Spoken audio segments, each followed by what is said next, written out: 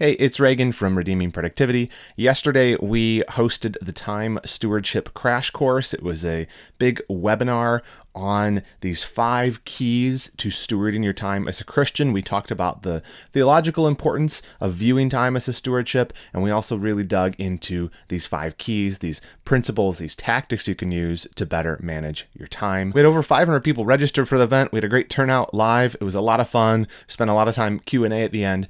But a lot of you emailed me, said, hey, I couldn't make it. I didn't even register. Can I get a recording? And so I thought, let me just release this recording publicly. I'll put it out on the YouTube and on the podcast channel, and you guys can hopefully glean some things from this, even if you couldn't make it live. Hope this will be a blessing to you. Let's dive into the Time Stewardship Crash Course. We're going to be talking about this concept of time management, but we're going to be talking in terms of stewardship. All right. And because that, I think, is the main differentiating factor about how a Christian thinks about using their time. So over the next 60 minutes, we'll talk about some principles from the scriptures that change the way that Christians think about time management. That's how we engage differently with managing our time than someone who maybe doesn't know the Lord, because that really is the difference. We might do some of the same practices, right? We might use calendars, all that, but there's a big difference in the heart behind how we think about our time. And so let's look at a few principles, and then we'll get into really, really practical, just 5 keys that you can take away from this that you can actually apply to your life and start using today to better manage your time for the Lord's glory. So first principle I would just share is that managing your time is a stewardship. It's a stewardship. In Matthew 25, it talks about the parable of the talents, right? And often we think of stewardship in terms of money, which is true, but actually all of life is a stewardship. And stewardship just means that when we're managing our time, it's actually that we're managing God's time. Thomas Watson, famous Puritan pastor, he said, time is a talent to trade with. And so it is part of our stewardship. Somebody asked in the chat, are the slides going to be available after the presentation? Yeah, absolutely. I can send out a PDF of all the slides when I send out the video. But this really is the key. And everything else we're going to talk about is downstream from this. If we can get our heads around that it's not our time to manage. Time management, if you read a book on it or something, it's not about how do I manage my time so I can get every single thing done that's possibly done. How do I manage my time so I can be more successful or make more money or all of those things? That's not the main reason we manage our time. We manage our time because it's not our time. It's the Lord's time. And so it's a stewardship from God. I need to invest it well. So another aspect of how we think about managing our time is that it's not just an optional thing, it's actually part of wisdom. I think all of us want to be wise, I would hope, that we want to live our lives well.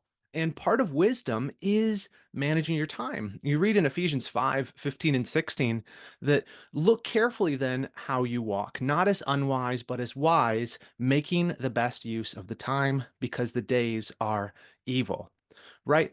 The point there is that that's where we get the phrase redeem the time, right? In the King James, it would say redeem the time. So the reason we do that is because it's part of wisdom, is what the Apostle Paul is saying. We're wanting to make the best use of our time because it's wise. I think one way this practically plays out for a lot of us is, you know, not every season has the same opportunities. So we have to work while the sun is shining. So, for example, if you've ever been like a really busy season of life, I remember this happened after we first moved back to Michigan from California. I remember my wife and I saying, like, all these other things we had to take care of, little projects, little things we should have done like years ago, but we put off. We said, why didn't we do this before when we had the extra time? Now we don't have any time. We have babies. Like, why didn't we do those things then? And that's kind of the point here is not every season has the same opportunities. So we want to make the best use of the time, the season that we're in. When you're in a season where there's not a ton going on, diligence says, wisdom says, let's work ahead, right? Talks about this in Proverbs, go to the ant, O sluggard, consider her ways and be wise, right? She makes provision for the winter, for the hard seasons, by being diligent in the summer and the spring, right? So the same way with us, we manage our time so that we're trying to be wise with it. The third thing I would add to this, just principally, is managing your time is an obligation. It's not optional. I think sometimes we approach time management and we think, you know, that's for those people who are like type A, or they're like really driven, or they're like detail oriented, and they have these multicolored wall calendars and every sticky notes, and there's like a system for everything. And sure, like that, some people are really given to the details of that. Naturally, it's a personality thing. But generally, managing your time is not something that's just an option, right? If it's wisdom, if it's a stewardship thing, we have to take it seriously. And I think this on this slide here, I have a quote from George Mueller. He says, "Wasting time is unbecoming of a saint who is bought by the precious blood of Jesus. His time and all he has is to be used for the Lord," right? He's picking up on that idea of stewardship, and he's pressing it in on us. And he's saying, you can't waste time. And that doesn't mean you don't rest. We're going to talk about rest in here as well. We obviously need that. That's part of our time stewardship, but we can't just fritter it away.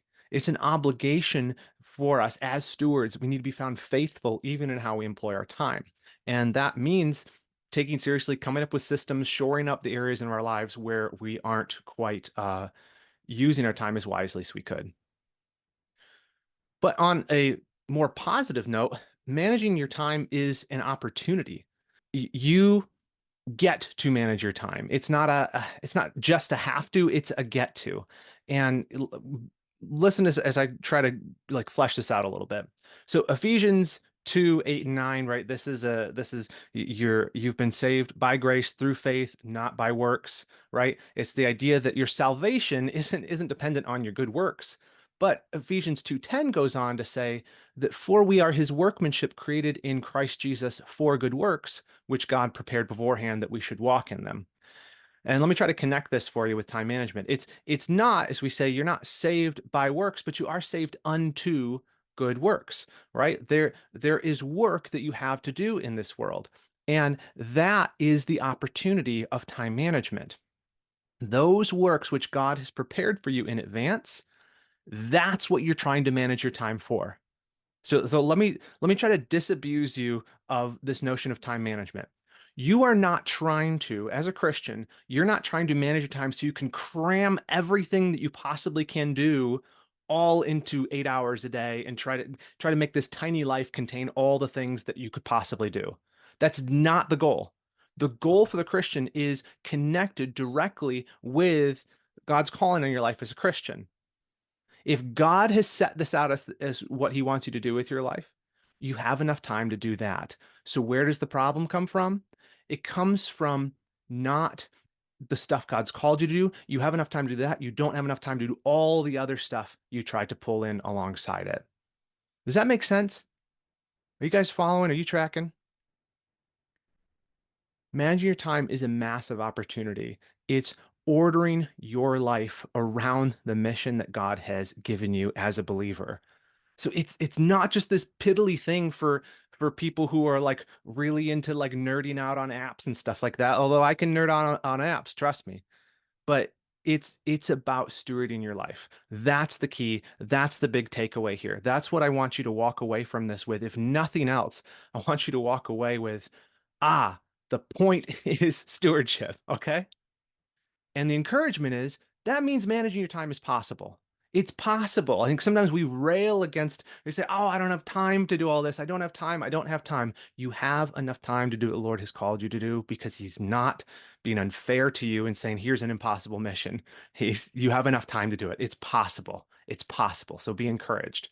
And I want to share with you some tools to actually help you with the nitty gritty practicals of managing your time because it is not, it's possible, but it's not easy, especially in our modern world with all the different distractions, all the different things pulling at our attention. So let's talk about the practical side. We'll turn our attention now to the 5 keys of faithful time stewardship. The 5 keys. All right. So these are basically just 5 elements that will help you on the practical side of managing your time. That's what we're going for here. And the first one is probably not exactly what you're expecting because what my first one is accept your limits. The first key to stewarding your time faithfully is accepting your limits. So again, it is not about trying to cram everything in. I think this is a lot of times how people get into productivity and time management. They get into a really busy season of life, maybe in high school or college, or you know, get into a career path where you're like, whoa, there's more coming at me than I have the capacity to handle. I better learn time management. And so you're kind of coming at it from the opposite direction where you say, how do I learn tools to cram all of this together? But actually, the way that we start is by saying, wait, hold on, I can't do everything. I need to begin by accepting my limits. And so you have these pressures on you. And I think sometimes they come from other people or from your boss or from family. But more often, I think they come from us, where you have this guilt you operate under where you say, I have to do, there's all these things I must do. And I'm not able to keep up with all of them. And so you're trying to figure out, how do I claw myself out of this hole? I feel like I'm drowning in stuff. And I say to you, the first place to begin is to recognize you are not God. You're not God. You are not omnipotent. You can't do it all. You can't do it all. You're just a creature. You're finite. Francis Schaeffer talks about this in his book True Spirituality. He compares this to Atlas, you know, like you've seen the statue of the guy holding the big globe, the earth on his back, and he's kind of crouched down. He says that's what we try to do. We try to take on more than we can hold. We try to take on all these different obligations, and we're crushed under their weight. And he even says in there that a lot of the issues that a lot of us struggle with, stress and worry and all this different stuff, a lot of it can be traced back to the fact that, hey, you're trying to do more than a creature can do. And I think this is even made harder in this age where we're all online. And so you're aware of all these different problems, all these different things you could be doing. And so there's this constant stress of, I need to be doing more, more, more, more, more. And eventually it just starts to crush you. And the encouragement I think we should take away as Christians approaching time management is, we are limited. And that should be an encouragement. You can't do it all. And guess what else? God knows that. In fact, in Psalm 103, 13 and 14, I love this. I love this so much. It says, as a father shows compassion to his children, so the Lord shows compassion to those who fear him. For he knows our frame, he remembers that we are dust. So let me flesh this out a little bit. I bolded that last part for a reason. The point of this that the psalmist is making here is, just like a father shows compassion for his children, God shows compassion on us, his children. Okay, but why does he do it? Why does he show compassion on us? Why is he compassionate? This condescending love he has towards us, like a father to a child? Because he knows our frame. He's saying he knows what we're like, what we're made of. He remembers that we're dust, right? You remember God made man from the dust, from the dirt of the ground. You're a dirt ball. I'm a dirt ball. And actually, being a dirt ball is really great because guess what? God, who is infinite, who can handle everything, knows that we are small, we are finite, we can't do it all, and he shows compassion on us. It's like with, you know, it says like a father to a child. To my son, I don't try to overload him with stuff that a child can't handle and say, you got to do this. Like, why aren't you mowing the lawn? You're 5 years old. Like, why aren't you driving and doing errands for us? That'd be crazy. I show compassion on him because I understand his limited capacity. And what the psalmist is saying is, God's the same way. He's not the one who is putting on you this burden to be what you're not, to try to be infinite, to try to be omnipotent. He says, I've got that job covered, child. I just want you to be faithful with the little that I give you to do. Man, what a relief, right? What a relief. You don't have to do it all. God doesn't expect you to. He doesn't expect you to. And when we do try to do this, it leads to problems, doesn't it? If you reject your limits, what happens? You burn out. I found this online, I think last year at Wisdom Made Easy, and I just loved the graphic. I want to share it with you. It's like, you will burn out if you don't rest, right? The little tank emptying out, right? We've all known that feeling.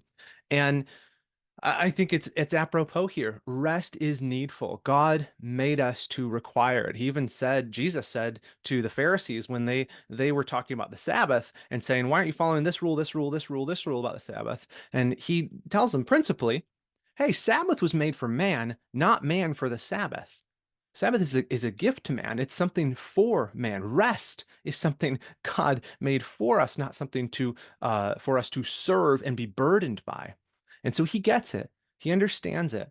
And it's us who put this pressure on ourselves to be what we're not, when in fact we serve an infinite God who can take care of all this stuff. He's just invited us in and asked us to be faithful with the little he's given us. So that's the first one. And I really wanted to emphasize that. Accept your limits. The second key to faithful time stewardship is know your roles. So know your roles. Um, I think we have this problem, and we want to glorify God with our lives. Now, I trust that if you came onto this call or you're watching this later, you're interested in time stewardship because you want to live a faithful life.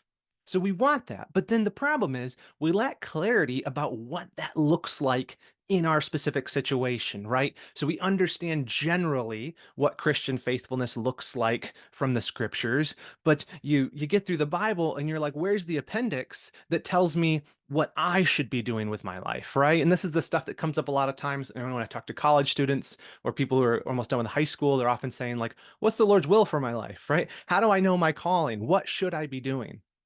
And what I often say is, look, uh, what you should be doing right now is what your current responsibilities are.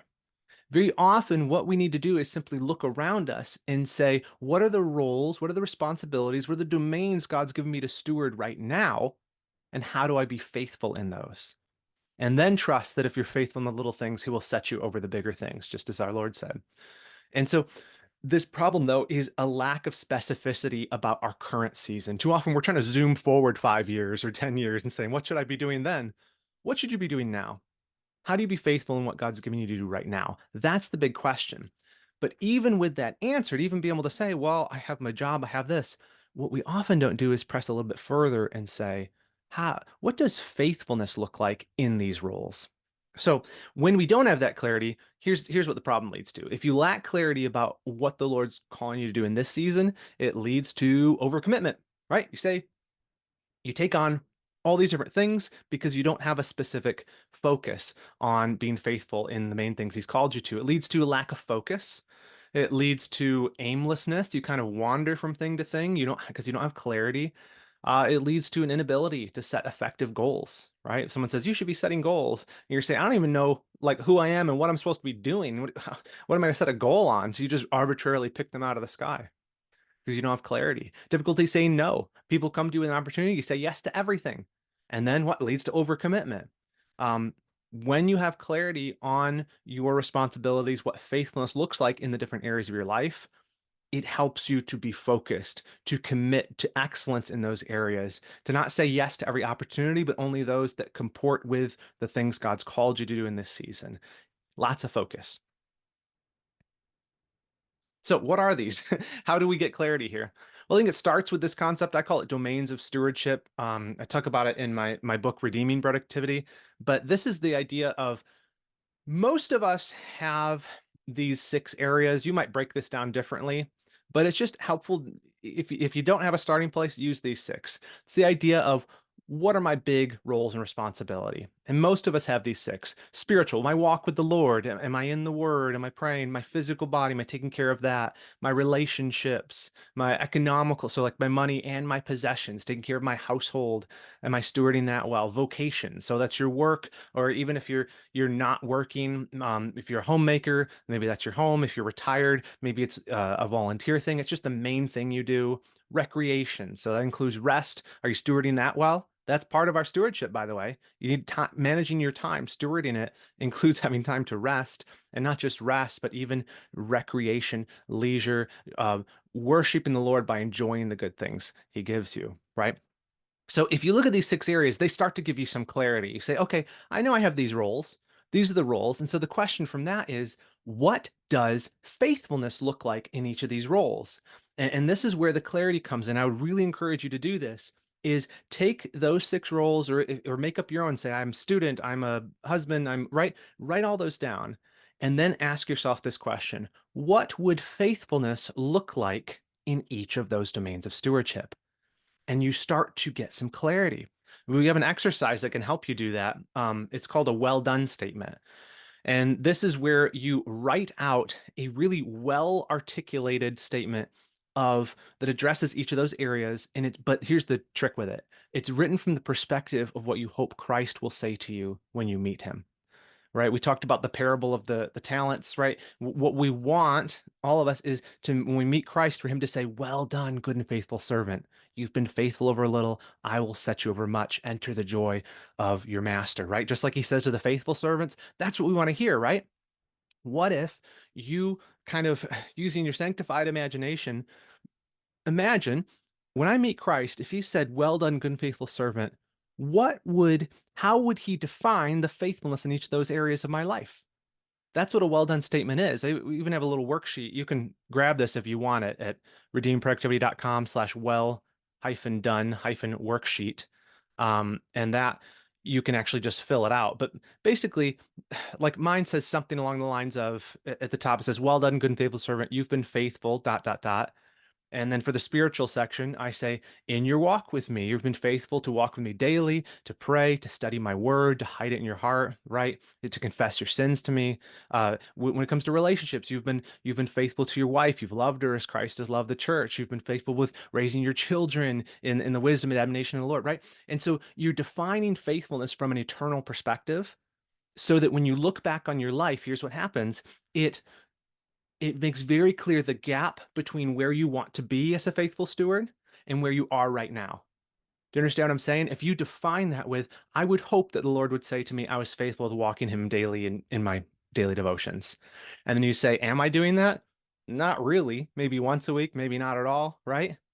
Then you start to make a plan to close that gap. And that often involves managing your time differently, choosing to spend your time in different ways so that the things that ought to be your priorities are actually in your schedule. Okay. So, does that make sense, everybody? Are you following along? Um, yeah, James, could you post the link to that worksheet in the chat? It's just redeemingproductivity.com/well hyphen done hyphen worksheet. And you guys can use that. And I'll say too, at the very end of this, I'm going to talk. We have like a program you can go through with us if you want to go deeper. A big part of that is this. We have a little like segment of the course, a module that takes you through this really in depth. So if you want to go deeper on this part specifically, we have that in our academy. Thanks, John. John says, "I'm not James, but I found it." Appreciate it. Thanks for sharing that. It's in the chat if you guys are following along with that link. Okay, so we've talked about so far in these 5 keys of faithful stewardship, we have talked about accepting your limits. We've talked about knowing your roles. So let's go on to number 3, and that's track your commitments. Track your commitments. Um, Here, go to the scriptures here. In Matthew 5:37, we have this passage where Jesus is talking about not making oaths, right? He says, "Don't, swear by this, or I swear by that, or I all that." He says, "Instead, let what you say simply be yes or no. Anything more than this comes from evil," right? So let your yes be yes or your no be no. The main point is being somebody who doesn't need to swear by a higher power, because when you say yes, you follow through, and you say no, you follow through. You're consistent. You're not a flake. I think very often, like sometimes we might just out of negligence say yes to something and then not follow through because we were being hypocrites in it. But more often, and tell me this is you at all, in our modern world, someone asks us to do something, and with all the best intentions in the world, we say, "Yes, I would love to help you with that." And then we forget. We forget that we made a commitment. And so we fail to be a person of our word. We fail to be faithful in following through with what we said, simply because there's just so much stuff coming at us. Most common scenario, actually, 2 weeks ago at church, someone in the lobby of the church asked me after the service, "Hey, could you email me this graphic, this thing that they needed?" And I said, "Absolutely. Let me write that down." And I put it into my task tracking system, which we'll talk about in just a moment. Why did I do that? Because I was going to have 10 more conversations before I got to my car, and by then I would have completely forgotten. I just think it's table stakes in the modern world to have some way to track your commitments. Otherwise, they're just all over the place and you can't keep track of them and you can't be a person of integrity. And so this if you're trying to keep everything in your head still and it's not working for you, this is the the key that you need to focus on. Um, so I say it this way, if you want to be a person who keeps their commitments, you must learn to get commitments out of your brain and into an organized and trusted system.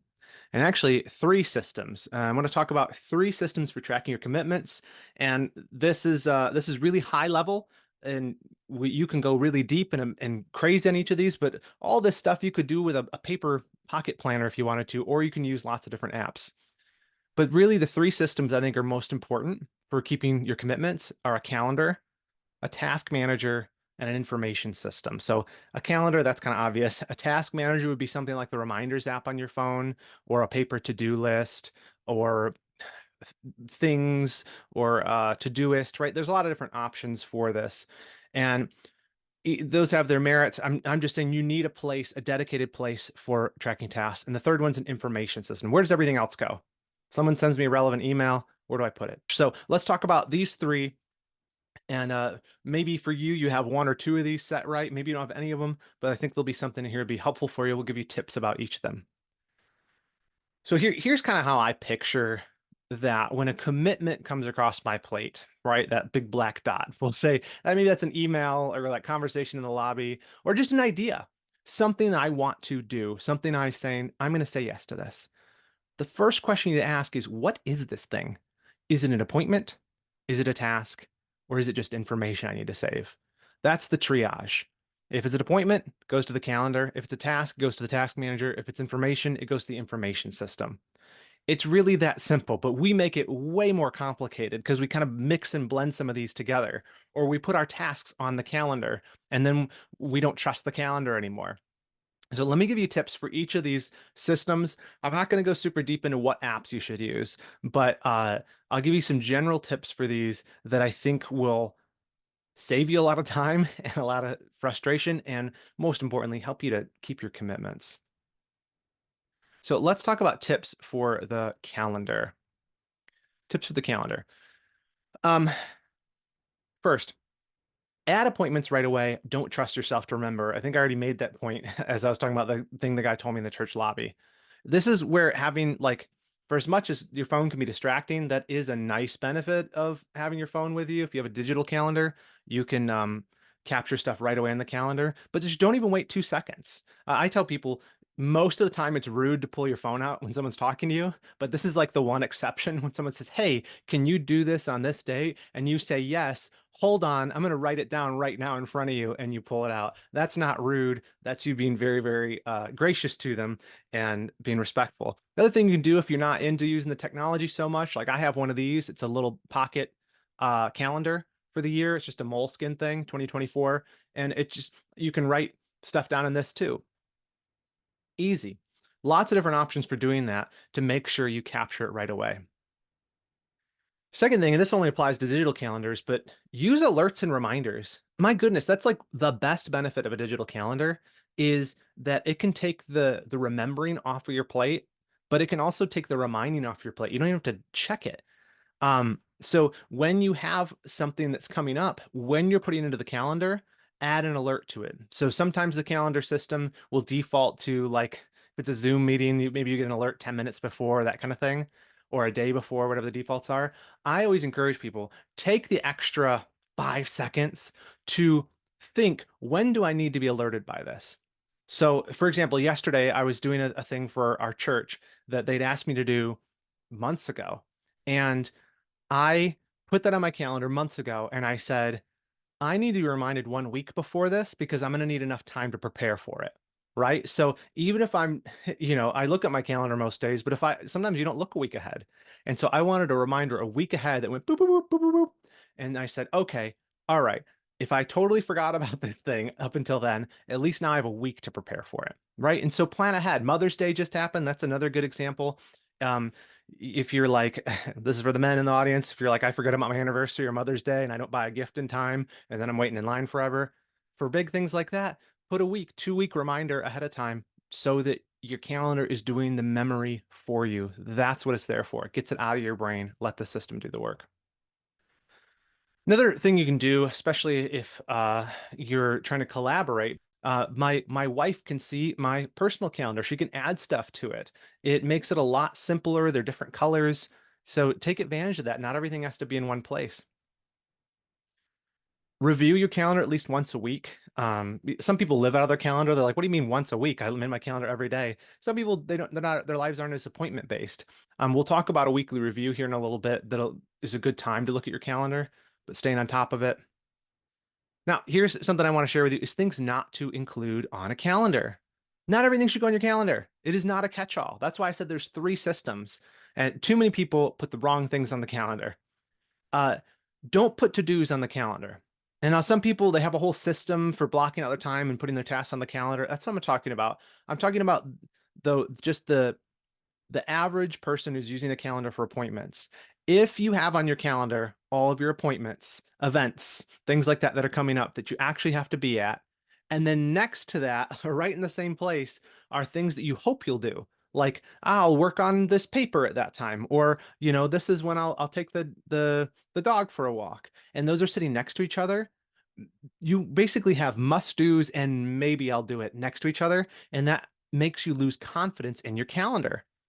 David Allen, the author of Getting Things Done, he said, view your calendar as the hard landscape of your life. These are external commitments that must be done. They're not negotiable. That's what a calendar is for. Everything else should go into a task manager type system or a to-do list. So don't put to-dos on your calendar. Here's some things not to include in your calendar as well. Don't put things you hope to do at a certain time but don't need to be done. I think I kind of already made that point, but don't just put stuff on there that are maybes. Put the stuff that are external appointments, things you will keep no matter what, unless they get canceled. And last thing, this is kind of a summary statement. Don't put anything that is not a real time-bounded commitment. Those are some advice for how to use the calendar better. All right, so let's talk about tips for task management. So task management, I'm talking about a to-do list or a more complex to-do list. I call it task management because this is stuff that you need to do, right? These are tasks, projects, that kind of stuff. If you're not going to keep those on the calendar, where do you keep this stuff? Have a separate system for it. So I'll give you four steps for this. The first one is, well, they follow this order. I want to the acronym COPE, COPE. How do you cope with all the stuff you need to do? One system to rule them all, and in the darkness bind them. That's Lord of the Rings. All right. Second, you centralize. You want to organize. Don't let your to-do list, your task management system get out of control. As you're dumping stuff in there throughout the week, not all of it's relevant, not all of it needs to be done. You need a system for organizing it. I recommend at least once a week going through this list, crossing out stuff that doesn't matter anymore or deleting it if you're using a digital tool like Todoist, for example, combining stuff, making them clearer. Take those steps to tend the garden of your to-dos. That's kind of how I think about it. It's a maintenance activity. Organize it. And then prioritize. That's the P. This is just once a day, preferably in the morning, pick your tasks off the list. So if you're keeping in there, here's the stuff I need to do, then once per day, you go in there and you say, what thing should I do today? I can't remember where I learned this from, but the idea is just take three things. Because what you're going to want to do is you say, I'll do 15. There's 8 hours in the day. You're not going to do 15. Instead, you just pick a few and you say, these are the priorities. And then you go a step further, you circle one of those and saying, this is the actual priority. This one's going to get done, even if nothing else gets done of these three. And do that one first, and then try to do the other two as well. You say, but that's not enough. What if I finish them too quick? Then go back to the list and pick more. But this is forcing you, it's just a very simple way to force you to focus on what's important rather than being overwhelmed by this massive list. I even, just as a tip, I will copy out of my digital tool. So I use Notion to manage all my tasks, but I'll look at the top tasks, pick my priorities, and I'll just write them down on a piece of paper, and then I'll hide Notion because then I don't even want to see the other stuff. Once I've chosen my priorities, it's time to go heads down and just work on them, not be overwhelmed by all the other stuff that isn't relevant right now. And the last thing is execute, and that just means do it. And I only added that so that I could make the acronym say COPE, but just do it. And that is where you just go heads down and you do the work. You're capturing new stuff as it comes in, you're organizing it, tending that garden, you're prioritizing, picking what's most important, and then you just do it. and then you just do it, and it just goes over and over again. We talk about this more we have a course called To-Do List Done Right, that you can take if you're in the academy. By the way, I should have said this at the start. If you're here, if you're somebody who's in Redeeming Productivity Academy, could you say hey in the chat? Like I said, I'll talk about this a little bit more at the end if anybody's interested.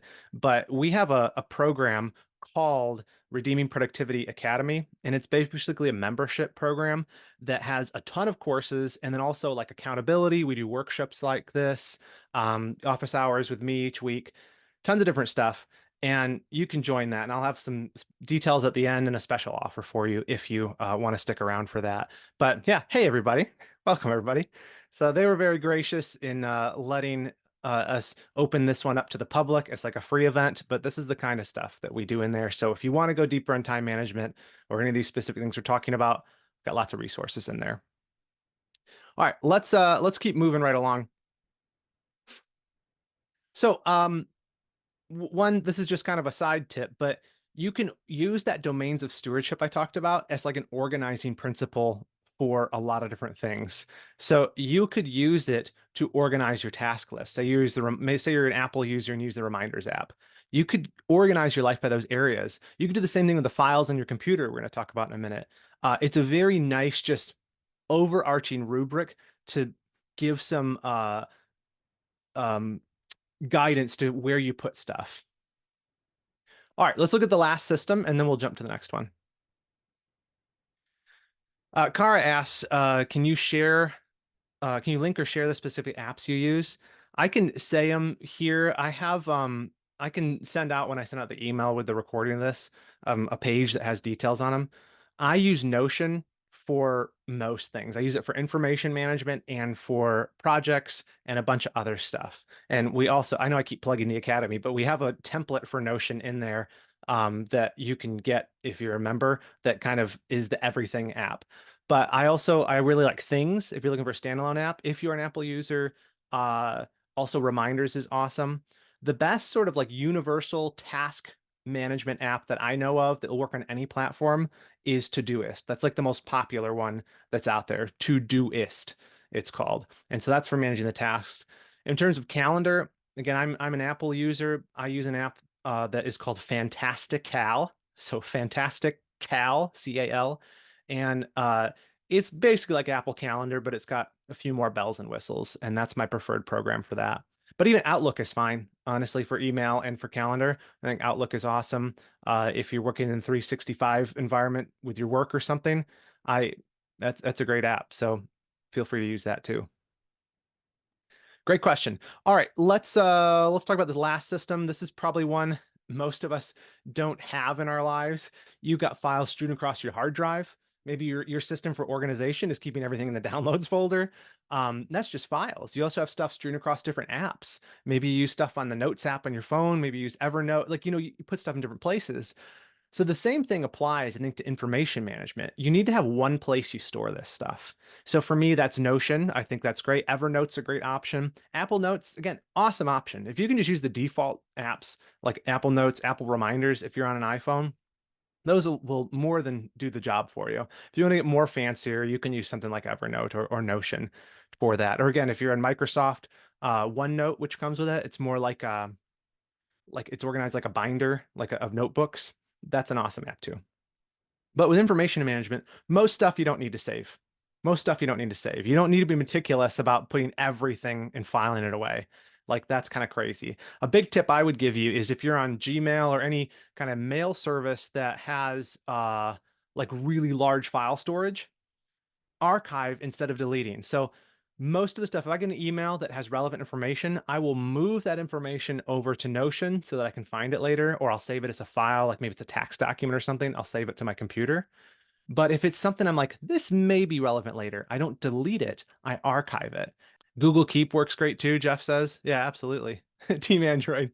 And I'm an Apple user, and I always get a little bit of grief from the Android people, but I try to throw you guys a bone once in a while. All right. The things that you save should go somewhere. Kind of already said that. Have a paper filing system as well. I have a very small paper filing system. I try to be paperless as much as possible. Some stuff has to be paper still. I keep my taxes, that kind of stuff. Get one of those very simple folders.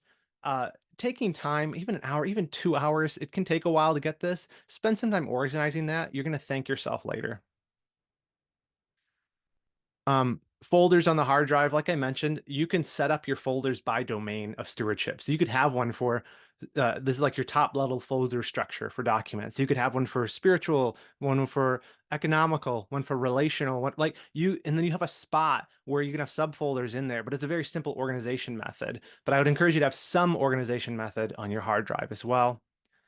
And then you could use what's called a personal knowledge management system or PKM. So that would be something like Evernote or Notion or something like that. It's basically a note keeping app, right? So there's an example of like organizing stuff by domains, even with your folder structure. Do the same thing. I think that's like the Notes app. Just some examples. All right. We got a little in the weeds there. We have two more points here to cover. These ones are a little bit shorter. But here's what I hit on is establish routines. So we're talking about the 5 keys to more faithfully stewarding your time. One of the best things you can do is put that thing on autopilot as much as possible. If you can set up routines in your life that sort of make you put time towards the stuff that is most important, it means you have to make fewer decisions. It means there's a less of an if about where you're going to use your time wisely today and more of it's inevitable because it became a habit. So establish some routines. And I'm going to recommend 3 critical routines for you. Let me take a sip of water real quick and then I'll tell you about these. 3 critical routines. And if you're like, I don't have any of these, start with number 1 and then kind of work up from there. So if you have a morning routine, start thinking about maybe having a weekly routine. If you only have a morning and a weekly routine, then start thinking about quarterly. So it's kind of like something you build on. So, morning routine. What do you do when you first get up? That's all this is. If you go on YouTube and you search morning routine, you're gonna get a lot of like rows on there being like, here's a millionaire's morning routine, drink your protein powder. And that's fine. But there there is a lot of wisdom in having a plan for what you do every morning. Especially as a believer, reading your Bible in the morning, being in prayer, like those are a great idea to start your day that way. But one thing you can do is you can sort of build out a whole bunch like a habit train where they each of them rides in the back of one another and it's sort of self-reinforcing. So I teach something I call power mornings, and it's a 5 element morning routine. You can do this in as little as 30 minutes a day, or you can make each of these parts longer and have it be a really long morning routine. But I'll tell you, this will change your life. That's not hyperbole. It actually will change your life. And so it's power. It's another acronym, POWER. So number 1 and 3 there, P and W, pray in the word. Have time in the morning when you first get up. Don't look at your phone yet. Don't look at anything. Go spend some time praying. I use this little note card system thing that has different prayer requests on it, little cute little lockbox. And I just pray through cards on here, spend some time praying whatever's on my mind, keep it really, really simple. And then going through, I just read a chapter a day in the Bible. You can follow a Bible reading plan, read a lot more. Doesn't matter. It's just the point is to commune with the Lord, spend some time there. Then you can do things like organize. Organize just means making a plan for the day. This is the time when I do that thing where I look at my task list and I pick the 3 priorities and then circle the one. I do that during the organized part of my morning routine. Exercise. I'm not saying you need to do like a full workout. Maybe you go to the gym at a different time of day or something like that. I'm just saying if you want to orient yourself towards the day ahead, why not orient your heart towards God through prayer and the word? Orient your head towards what you're going to be working on by organizing, planning for the day, and orient your body towards like waking up. Like a lot of people would be served really well. They're like, I don't do a morning routine because I just wake up so groggy. I'll tell you what will wake you up. A couple push-ups, some jumping jacks, running in place, uh, just a little bit of exercise, get the blood flowing, will wake you right up and kind of wake your body up and get it ready for action. And then number 5 is just, I like to journal. I like to spend a little bit of time reading. So I'll have a book and I'll have my journal there. Because again, like I said, if you can get one habit, you can do 5 habits, right? If you can dodge a wrench, you can dodge a ball. If you can get one of these habits going, why not make that time where you do all of these habits? And here's what I found, is by having multiple habits you're trying to do at the same time of day, that actually will change your life. That's not hyperbole. It actually will change your life. And so it's important to establish routines. So, time of day, they are self-reinforcing. So I might wake up and be like, I don't want to pray. I don't want to do the word thing. I don't want to do the exercise thing. But when I sit down and do the portion like organized for the day, it's like a reminder, well, I already did that one. Why not go back and do the other ones? And so the habits can actually help each other. Yeah. Thanks, Luke, for getting the dodgeball reference. uh, all right. The second critical routine that I think is just so important is having a weekly review.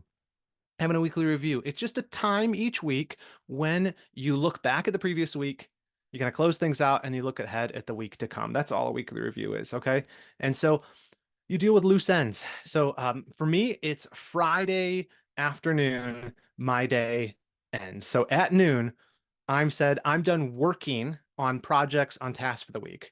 I know not everyone has this option, like maybe you have meetings on Fridays or something, but this is when I've chosen to do mine. And it might be different for you. Some people do Sundays so it doesn't get interrupted. Doesn't matter when you do it, but once a week, have some time set aside where you deal with all the loose ends. You leave yourself some breadcrumbs so you can catch up with what you were doing the week before. Don't work all the way to the buzzer. Close out tasks, look ahead at your calendar, what's coming up next so that you're not, you don't come in Monday and you're caught flat-footed, right? You spend some time reflecting on the week beforehand, thank the Lord for the opportunities, repent of things where you fell short. It's a great little ritual to kind of go through weekly. And get creative. Take some time to, as you get this stuff off your head, you're going into the weekend. If you do this on Friday like I do, you start to come up with ideas and jot them down as like you're kind of ending the week. And then pray. Spend a lot of time praying. I love having that check-in where you're just looking back at the week, looking at the week ahead, and committing it all to the Lord. The last one, this is sort of like the most advanced one, is a quarterly review. Okay, here's a routine. Once a year, some people will do like a review of the year and plan the year ahead. We actually do these every December. I'll send an email out about this when it comes up later this year. But we do like an annual planning webinar thing like this that's free for anyone who wants to come. But I found that doing this quarterly is way better. Instead of just waiting a whole year, I know that every 3 months, like I should say it this way, if I get off course with things, I know that I'll be kind of forced back on a course at least 3 months, every 3 months. So I put these on my calendar and I have a time to check in and sort of reevaluate more big picture how things are going in my life. So I look at my progress. I pull out that well done sheet that we talked about earlier and say, how am I doing in these areas? Where am I falling short? I even give myself a little grade on each of those. I'll set new goals for the quarter. I'll say, here's a big goal for this quarter to try to help me to be more faithful in this area of life. I'll adjust my systems and routines. This is when I'll kind of do my spring cleaning and be like, okay, let's clear out all these old tasks. What are my priorities right now? It's just a chance 4 times a year to sort of back up, zoom out, and say, what should I be doing? And again, all this is done prayerfully. And also, in the academy, we do this. We do quarterly goal setting, and we actually walk you through this process. And then when you choose a goal, we help you define. James, our main productivity coach for Doing Productivity Academy, he will help you refine that goal, get real specific with it, and then we keep you accountable every week with a check-in post, and we do a live call once a month each quarter so that you can actually stick with that goal. So if you're somebody who like, I have some big goals, but I like, can't stick with them, this is one of the biggest benefits of being a member of our academy. If you don't have people in your own life who are keeping you accountable for that, we're happy to step in and help you with that as well. Okay, let's look at the fifth and final point, and that is schedule your week. This one I'm going to go through quickly just because we're almost out of time for the main part, and I want to save a little bit of time to give you a chance to hear more about the Academy if you're interested in sticking around for that. But schedule your week.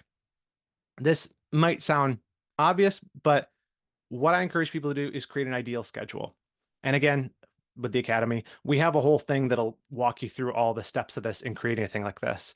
But what you want to do, and I think there's a lot of wisdom in this, is creating an ideal schedule for yourself. So not something you're going to stick through perfectly, but a schedule that is kind of tells you each day of the week what on a perfect week, what would I be doing each day of the week? What would I be doing in these different times? And it gives you a definition of normal to stick with, something that when things all go crazy during your week, you say, well, what should I be working on now? I got back. What should I be working on?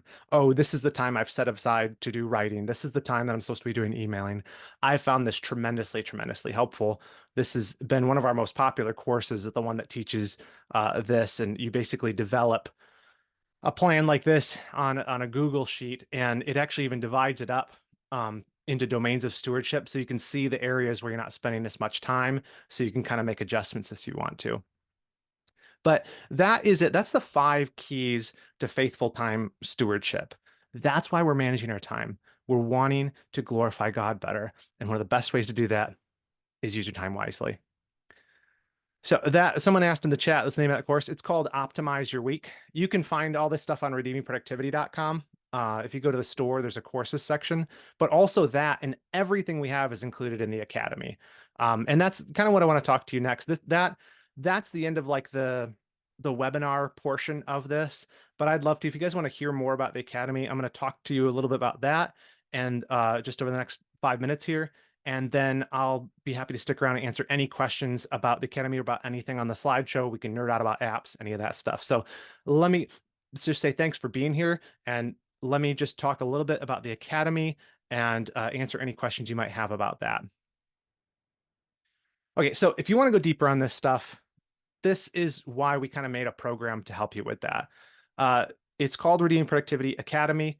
We're trying to help people because like a 1 hour webinar is not going to, you're not going to be able to implement all of this stuff. It's an ongoing lifelong journey of trying to learn how to be more and more productive, how to build new habits, set goals and reach them. So that's why we developed this program that you can come in, you can learn a lot. There's a lot of educational component. There's actually, 6, I think now 7 or 8 courses that are available in it. That Optimize the Week course we were just talking about, that's in there too. That's all in there. But there's also a community. We're helping to help you keep accountable through quarterly goals, all that stuff. And who's this for? You're like, is this just for people in a career? No, we have a lot of pastors in there, people in full-time ministry. We have a lot of Christian professionals, homemakers, homeschoolers, a big contingent of that, students, entrepreneurs, even a fair number of retirees that are trying to make the most of their golden years. I already told you about this a little bit, but the idea is we're going to help you break down big goals. We'll first define them in terms of how do I glorify God better with this goal, and then break it down into natural steps, into habits that actually help you reach the goal. And so we do that once a quarter. That the next one's coming up end of June. We're going to kick that off. So we're right in the middle of one right now. But it's one of my favorite things we do over and over again. And again, James Parker, our head productivity coach, he leads people through that. We have a community, has a ton of stuff in it. We have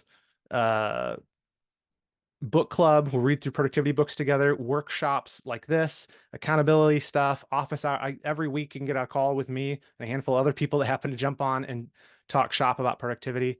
And all of this, we've tried to make it super affordable. All of it is, it's not $7,000. All of it is just 35 bucks a month. It's 35 bucks a month. Come in for a month, try it. If you don't like it, there's a 30-day money back guarantee. So try it for a month, dive into the courses with us, come to some stuff, and you're like, it's not for me. No hard feelings. Let me know. We'll give you a refund. Happy to do that. But we've made it ridiculously cheap, I think, in terms of all the stuff that's in there. So I would encourage you to check that out. We also have a coaching option. I've talked about James a lot, who's a professional productivity coach. This is really big for people who need or wanting more personal attention to customized plan of action, weekly one-on-one calls, reminders. James is just an expert. He's been my coach to help me with my productivity, even running this business since 2020. So that's an option if you're like, I want to spend some more, so I have some more individual one-on-one attention. That includes the whole academy as well. So you can get that. There's also a discount on the standard membership if you get annual. It's $350. So basically you're getting 2 months free. And so you can find both those at redeemproductivity.com/academy or /coaching. There's information about each of those, how to sign up, all of that. And then for those of you who sat through this, if you sign up for an annual plan today, I have a bonus for you. This also applies if you sign up for coaching today or book a discovery call with James today. If you're like, I want to do the coaching thing, but I also want this bonus, if you go to the coaching page and book a discovery call with James and you end up coming through and becoming one of his clients, we'll send you one of these too. But I'll send you a signed copy of one of my books. So, Redeeming Productivity, Getting More Done for the Glory of God. Um, you can get a copy of this if you do an annual plan, or if you book a discovery call with James today, we will get you one of those. Or you're like, I already have this book. That's how I found out about you. I also I'm going to email you and ask you for your address where to send it. Just tell me in that email whether you want this book. This is my newest book, Well Done, A Strategy for Life Stewardship. It's a lot like this, the same details, kind of stuff we went through on this webinar, but it's more on the theological side of how stewardship is a great lens to look at the Christian life and how it changes the way we approach it. So either one of these, I'll sign it and send it to you. This is only for US addresses, and again, annual plan or coaching is the way to get that.